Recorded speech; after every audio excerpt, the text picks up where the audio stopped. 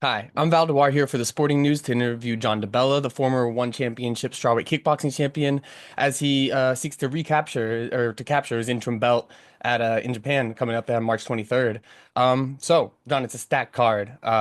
You'll be the first of five title fights on the main card, and even on the prelims, Fetjija's defending her belt. Also got fighters like Shinya Aoki, Murat Gregorian, Kaito Ono, John Lineker. Do you like being on such a massive like flagship card for one, trying to push into Japan, or did you prefer it when you got to headline like yourself at Lumpini against Pratinchai? I mean, even above Super Leg. Yeah, it's a bit of both. I like kind of both of them because like once you like this, for example, this card you're with a bunch of stars and like you're gonna have all the eyes on it. The eyes are gonna be on you and on everybody, you know. So it's I like kind of like both. And when you have your own main event, it's kind of cool because you're the main show. Everybody's waiting for you to perform, and yeah, the whole stadium's there for you.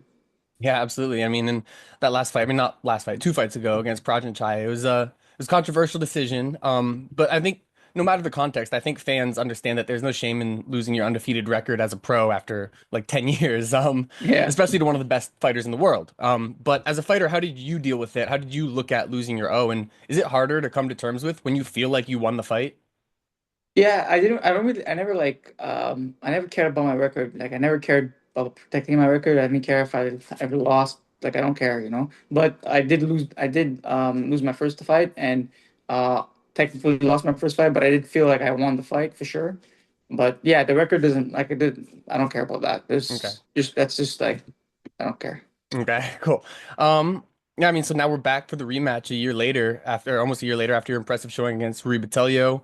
You came out swinging in that fight, like a lot of aggression from the opening bell. And I just wonder, was it frustration from losing? Like you want to get back in there, or do you just know that you were a level above? You wanted to show that, or is it even just that it was a 3 round fight and you'd been fighting 5 rounds for so many years? Yeah, it's a bit of everything, you know, kind of like what you said. Those funny thing you mentioned all those things. That's kind of a mix of everything. I wanted to show. I was kind of like it was my first loss. So I wanted to prove that I had to come back for sure. Um, Second thing, I knew I felt like I was a level above, so I wanted to show that as well. And it was a 3 round, so I had to put the pressure right away. So yeah, you said those questions. You answered them in those questions. Sorry for answering Nah. for you out. Um, yeah, I mean now though your fate it's a big step up again. I mean Sam-A is old, but he's a legend. I mean Frankenstein and yourself are among the best fighters in the world, but Sam-A has been doing this 30 years, 375 wins on his record, three Lumpini belts, three one championship belts in his trophy case. How does it feel? Is it yeah? How does it feel to be facing him? Yeah, he was like one of my favorite fighters watching, you know, like he's Sapa and I used to like watch him all the time. And then he was champion when I signed with one, he was champion already. So I was looking forward, I was like training to fight him, you know, I was always watching his fights and he was a champion. So after he retired, I was kind of sad that I didn't get to fight him. But now he's back and it's one of my dream fights. So fighting him in a card like this and he's been on a tearing streak, you know, he's been looking it looks like he got better. I don't know what happened, but he got looks like he got better, and he's been on like a 2 fight winning streak, and he's beat Zhang and he beat Hamidi. So yeah, Yeah, that knock, I was just about to ask how you think he's been looking since the comeback, but yeah, yeah, I mean it's incredible to get better at 41 years of age almost. I mean some yeah, people are just built different, I guess. yeah, for sure. He's definitely built different. Yeah. Yeah, also about so the weight cut. I mean that ended you in the hospital losing the belt. I'd just like to hear in your own words what happened with that, what you went through. I mean, it was a scary situation. Like, Yeah, it was more. I was sick a few weeks before flying out, so I didn't want to cancel the fight for sure, and I didn't want to cancel. I really wanted to go before I started feeling better, so that's why I got on the plane and I came back and I came and yeah, I tried my best to make weight. I made it harder. It was more of a hydration. I was on weight. I was on weight for sure. It was more the hydration part that was hard to make because my system wasn't getting hydrated as fast as usual. yeah. And yeah, but I was right on the weight, so I was on 125 pounds. I just didn't make the hydration. Yeah, yeah, that happens. I mean, being sick especially. Yeah. With in one championship, most fights are in the legendary Lumpini Boxing Stadium. I mean, the promotion often calls it the Madison Square Garden of the East, and you've actually fought in Madison Square Garden in Yeah. those ISK title fights. I want to know, like, how does the experience of fighting in the two arenas compare? I mean, Yeah, man, they're both really cool, man. It's like it's kind of similar, but from fighting in both of them, you know. And yeah, like Madison Square Garden is one of my favorite places to fight at for sure because it feels like home.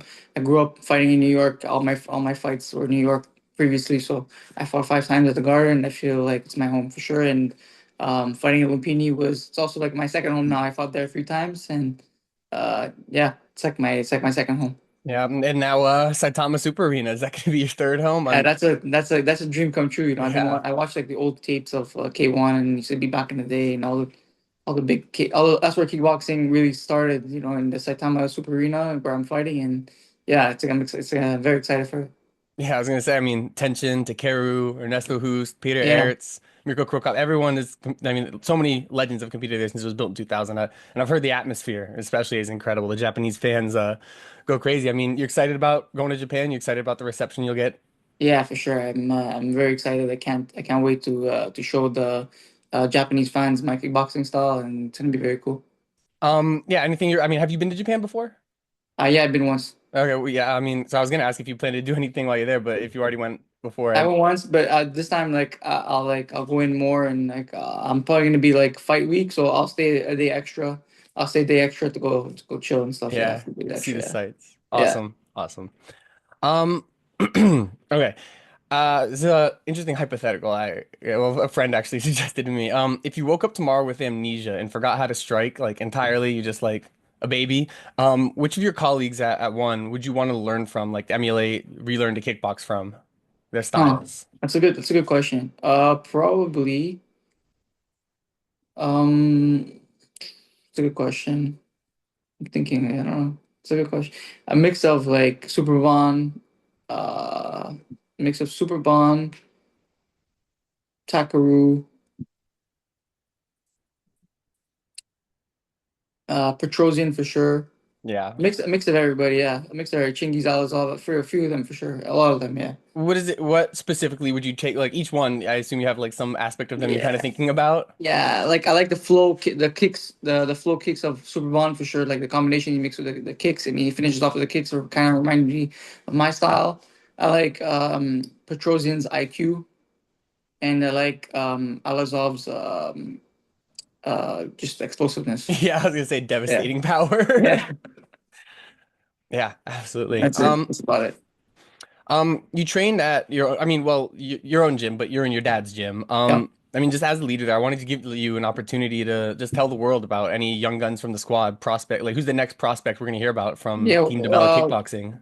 Yeah, well, I'm actually the only fighter that fights from the gym. My dad only trains Oh, me from I did yeah, not know so it's that. kind of it's kind of cool. Yeah, it's kind of we have kind of like I don't have like training partners that we have like fighting. We have amateur like little like amateur fighters, but we have no pro fighters at the gym. But we're starting to do the amateur fighting. They're starting to get their first few fights, so we're still scouting all that. Okay, Yeah. gotcha. Yeah, I interviewed Jared Brooks and he said that he came up and trained with you guys a bit. Yeah, So well, we trained with him at actually at the Fighter Hotel in Thailand. So like okay. we met like over there in Thailand and we started Okay. training. Yeah, yeah. He was asking my dad some questions and he started training with him.